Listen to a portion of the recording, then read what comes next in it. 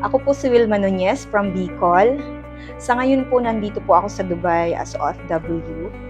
Ang trabaho ko po dito sa Dubai is receptionist. 17 years na po ako dito sa Dubai. Pangarap po pong magkaroon ng coffee shop, magkaroon ng sariling negosyo para po matugunan ko ng maayos ang pangangailangan ng mga pag-aaral ng aking anak. Excited na po ako umuwi sa Pilipinas, gawa ng gusto kong simulan ng pangarap kong business na coffee shop.